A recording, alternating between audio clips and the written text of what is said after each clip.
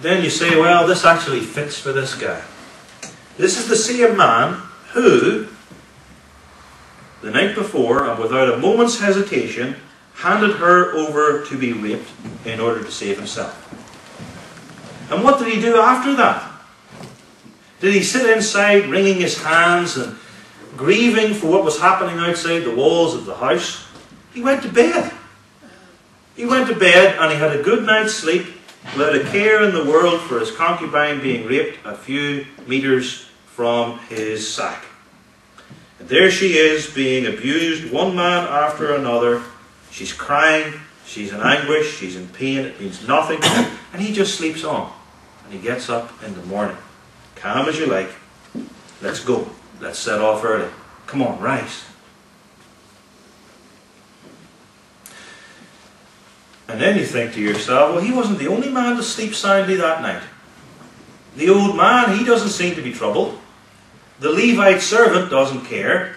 The old man's daughter, who could have been raped herself, shows no concern for the concubine. And nor did anybody else in the village of Gibeah seem to care, because everybody is doing what seems right in their own eyes. Then, upon realizing that his concubine is dead, her dead body doesn't even delay the Levite. What does he do? He takes her up upon an ass, verse 28. He rises up and he goes home. There's no need for something like that to hold you up, a wee trifle like that. Sure, that wouldn't keep you back, would it? Good food and drink and conversation with the concubine's father held him up for 5 days. But why should the gang rape and murder of your concubine cause you to delay setting off on an important journey? So, loads her up, just as he would a sack of grain for the journey, and heads off home. And off he goes. Now, you would be right if you thought that the story so far has been disgusting and disturbing enough for one sermon. Well, it's about to become even more gory. When he was come to his house on the sides of Mount Ephraim, the Levite took a knife, laid hold on his concubine, and divided her, together with her bowls, into 12 pieces, and sent her into all the coasts of Israel. You say of this guy, he doesn't seem to have a heart at all. Now, as a Levite, he is more familiar than we are with the principles of butchery, because he was familiar with the carving up of sacrificial beasts, and he just seems to treat his concubine the same way. 12 pieces. One for each of the tribes, including Benjamin. They especially need a chunk of this dead concubine. It would seem to me that the easiest way to obtain 12 pieces from a human body would be to take 6 pieces from the 2 legs. The thigh, the lower leg, and the foot. That would give you 6. 4 from the arms. Upper arm, lower arm, dividing at the elbow. That would give you 10. Then the torso and the head. That's at least one way to do it. I would guess that would be perhaps the easiest way, so that the pieces were more or less of the same sort of size.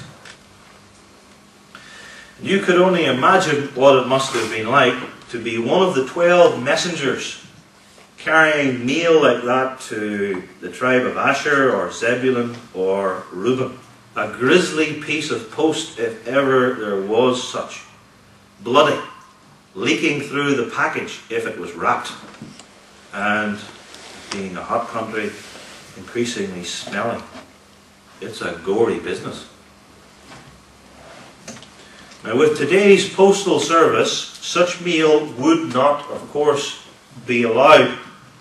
The body parts of a dismembered concubine would be amongst items forbidden the royal meal, so we wouldn't receive such an item.